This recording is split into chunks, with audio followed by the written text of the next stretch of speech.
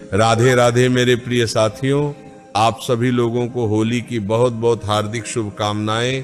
हर साल फाल्गुन महीने की पूर्णिमा के दिन होली का पर्व मनाया जाता है, लेकिन इस बार होली के दिन चंद्र ग्रहण लग रहा है। और ये चंद्र ग्रहण की सबसे बड़ी खास बात यह है कि इस बार का चंद्र ग्रहण जो कि होली के दिन पड़ रहा है, ये हमारे भारत में दिखाई देगा।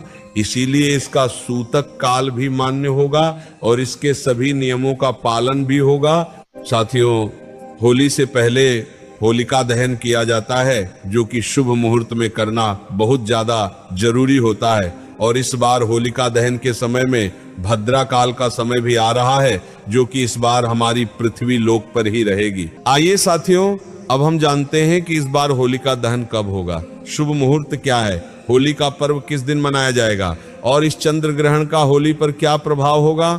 साथियों, इस बार फाल्गुन पूर्णिमा तिथि की शुरुआत 2 मार्च सोमवार को शाम 5:56 पर होगी और फाल्गुन पूर्णिमा तिथि की समाप्ति 3 मार्च मंगलवार को शाम 5:07 पर होगी।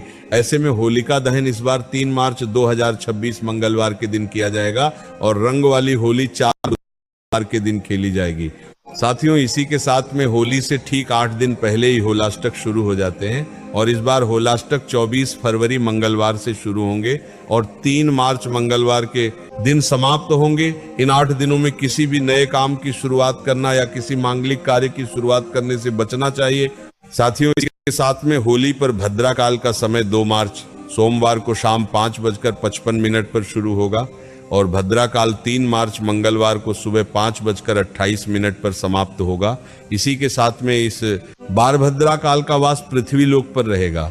इस वजह से जब तक भद्रा रहेगी तब तक होलिका दहन नहीं किया जा सकेगा। साथियों, ऐसे में 3 मार्च 2026 मंगलवार के दिन होलिका दहन चंद्र ग्रहण और सूतक काल की समाप्ति के बाद ही किया जाएगा। इसीलिए होलिका दहन 3 मार्च मंगलवार को शाम 6:46 से लेकर रात 8:50 के बीच में किया जाएगा। साथियों, इसी के साथ में चंद्र ग्रहण 3 मार्च 2026 को भारतीय समय अनुसार दोपहर में 3:20 से शुरू होकर शाम 6:47 तक चलेगा।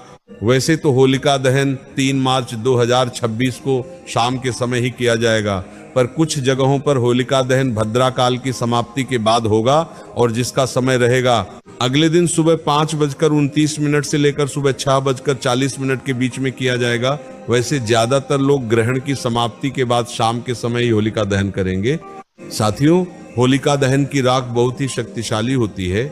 अगर आपके घर में नकारात्मक ऊर्जाएं प्रवेश करती हैं, आपके घर में कोई अच्छे काम नहीं होते हैं, तो उस जगह पर आपको होली की राख को अपने घर पर लाकर इसे दक्षिण पूर्व दिशा में रखना चाहिए। ऐसा करने से घर में सुख शांति आती है, पर ध्यान रहे कि आप होली की राख को अगले दिन ठंडी होने के बाद ही उठाएं। इसी के साथ में चंद्र ग्रहण की समाप्ति के बाद आप सभी को गंगा जल मिले जल से स्नान भी करना है और पूरे घर में गंगा जल भी छिड़कना है और भगवानों की पूजन भी करना है और दीपक जलाना है। इस तरीके से इस बार होलिका दहन किया जाएगा और होली का पर्व मनाया जाएगा। अगर अभी भी आपके मन में कोई प्रश्न है तो आप हमसे कमेंट करके पूछ सकते हैं। इस बार के आप ये वीडियो कहां से देख रहे हैं, कमेंट में जरूर बताएं। राधे राधे मेरे प्रिय साथियों।